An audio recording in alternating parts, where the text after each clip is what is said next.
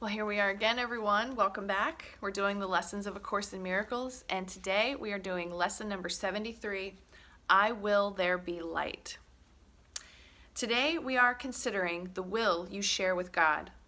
This is not the same as the ego's idle wishes, out of which darkness and nothingness arise. The will you share with God has all the power of creation in it. The ego's idle wishes are unshared and therefore have no power at all. Its wishes are not idle in the sense that they can make a world of illusion in which your belief can be very strong. But they are idle indeed in terms of creation.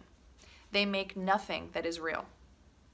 Idle wishes and grievances are partners or co-makers in picturing the world you see. The wishes of the ego gave rise to it, and the ego's need for grievances, which are necessary to maintain it, peoples it with figures that seem to attack you and call for righteous judgment. Now, I don't know if peoples it is proper English, I'm just saying. But I want to revisit this for just a second. Idle wishes and grievances are partners or co-makers in picturing the world you see. So there it is again. Your grievances are creating the world that we see out there. If you want to see something different, you have to forgive, let go of those grievances, do whatever it is that you have to do to bring up your vibration and your frequency. So when it says here, the wishes of the ego gave rise to it, and the ego's need for grievances, the ego needs those grievances, which are necessary to maintain it. So all these illusions require grievances. Peoples it, I would say populates it with figures that seem to attack you. And I would say those are your, for me, the government, what's happening right now with this understanding of the war that's maybe going on or whatever, this so-called illness. Those things I'm using to populate the world that I see right now. I have to take accountability of that. That's on me. So it peoples it with figures that seem to attack you and call for righteous judgment. So here I am defending it. I've created this illusion based upon my grievances and all these untrue beliefs I have, and it justifies me from my ego standpoint to have all this righteous judgment. Like, oh man, that's bad, I'm good. Okay, so I thought I wanted to talk through that a little because it was so funny. Peoples it with figures. All right, these figures become the middlemen the ego employs to traffic in grievances. They stand between your awareness and your brother's reality. Beholding them, you do not know your brothers or yourself. So that's another really good one. The more confusing you make your world that you created, you don't get to know yourself. And then these brothers that you have out here, your brothers and sisters, you're missing their light and their true identity as well. So it's really just miscreating. Your will is lost to you in this strange bartering in which guilt is traded back and forth, and grievances increase with each exchange. Can such a world have been created by this will the Son of God shares with his Father? Did God create disaster for his Son? Creation is the will of both together. Would God create a world that kills himself? Today, we will try once more to reach the world that is in accordance with your will. The light is in it because it does not oppose the will of God. It is not heaven, but the light of heaven shines on it. Darkness has vanished. The ego's idle wishes have been withdrawn. Yet the light that shines upon this world reflects your will, and so it must be in you that we will look for it. In you, it's your light. Your light. I will there be light. It comes from you.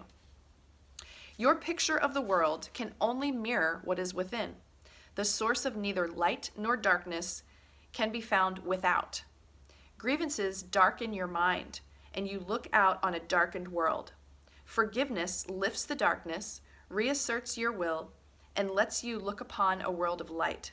We have repeatedly emphasized that the barrier of grievances is easily passed and cannot stand between you and your salvation.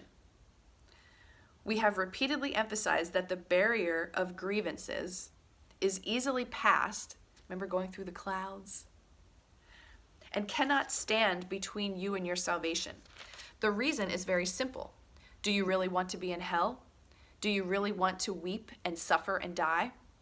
Forget the ego's arguments, which seek to prove all this is really heaven. You know it is not so. You cannot want this for yourself. There is a point beyond which illusions cannot go. Suffering is not happiness, and it is happiness you really want.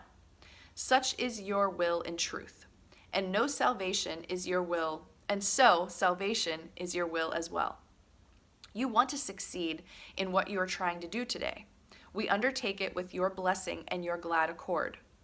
We will succeed today if you remember that you want salvation for yourself. You want to accept God's plan because you share in it. You have no will that can really oppose it, and you do not want to do so. Salvation is for you. Above all else, you want the freedom to remember who you really are. Today, it is the ego that stands powerless before your will. Your will is free, and nothing can prevail against it. Therefore, we undertake the exercises for today in happy confidence, certain that we will find what is your will to find, and remember what is your will to remember. No idle wishes can detain us, nor deceive us with an illusion of strength. Today, let your will be done, and end forever the insane belief that it is hell in place of heaven that you choose. We will begin our longer practice periods with the recognition that God's plan for salvation, and only His, is wholly in accord with your will. It is not the purpose of an alien power thrust upon you unwillingly. It is the one purpose here on which you and your Father are in perfect accord. You will succeed today, the time appointed for the release of the Son of God from hell and from all idle wishes. His will is now restored to his awareness.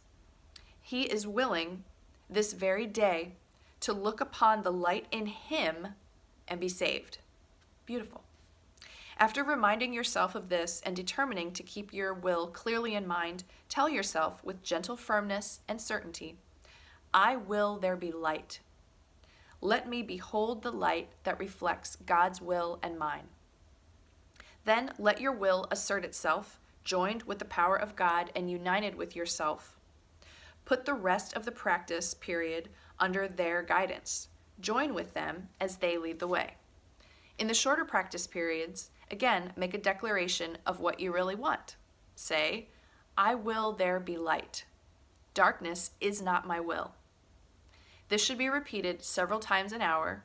It is important, however, to apply today's idea in this form immediately when you are tempted to hold a grievance of any kind. This will help you let your grievances go instead of cherishing them and hiding them in darkness. Excellent. All right, so let's see what a year of forgiveness is going to tell us today. Lesson number 73, I will there be light. You are blessed beings indeed. I am that one that you know as Jesus. This is a very important lesson because you state the simple fact that you do not want to stay in the shadows anymore. You have heard this expression recently of doing shadow work. These are the parts of your consciousness, parts of your mind that have been contaminated by fear, the idols you believe in, indoctrinations from your society, and trainings that are unloving from your religions, families, and cultures. Layers of beliefs and ideas in the mind manifest shadows. What are shadows? They are places where light cannot reach because something solid and impenetrable comes between the light and that area. We want you to see your mind in this way. The unloving parts of you, the beliefs, create shadows that manifest in thoughts, feelings, and behaviors. They exist where the light has not come. In this way, you do not see the shadows as reality. They are not real. They are merely an absence of light, which is an absence of love. Forgiveness plays an important role in dissolving those blocks to love's awareness. It is only in those mistaken ideas and beliefs that you strengthen them and cause shadows. When you say you want the light, you give Spirit, the Holy Spirit, me, and your guides and teachers permission to show you the beliefs you hold in your mind through experience. What is going on? Many of you now find difficulties in life magnified as the shadows become shown to you. Yes. This is a time of frequency acceleration. Now, we are speaking in the year 2019. These videos will be up for a long time. We are speaking in February of 2019 when this book was channeled. And you find in your society an escalation of the revealing of shadows, which, by the way, has continued into 2022, of course. It is important you do not become obsessed with the shadows, but indeed you seek the light because the light dispels the shadows, not the focus on them. I think that's really, really important as things really begin to unravel a bit more in our world that we're seeing, that we created, to not focus on the news and the, what's on BitChute, Rumble, Telegram. Some of that stuff is very poisonous.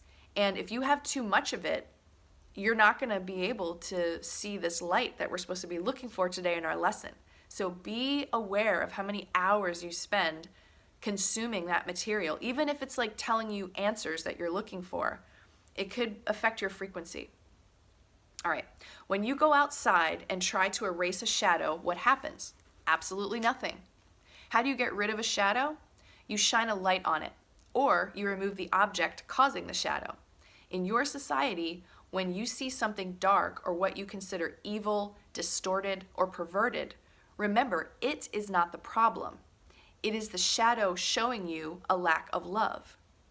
It shows you that somewhere in your society, in your collective consciousness that is gathering together, that is the gathering together of all of you, there is a lack of love.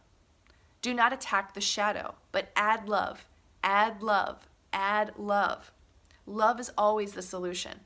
First, you must understand that the projector is your mind. So do not try and erase the shadow out there. Go into the mind and remove that which is unloving through the practice of forgiveness. This demonstrates your understanding that the projection, the person, place, or thing out there, is not the issue. It is the shadow, and you are the projector. Clean the lens on the projector, and the movie changes. It becomes clear. I am that one that you know as Jesus, and we will see you again tomorrow. All right, everybody. Lesson number 73, I will there be light. Good luck today with your lesson. Enjoy your life, and I will see you again tomorrow.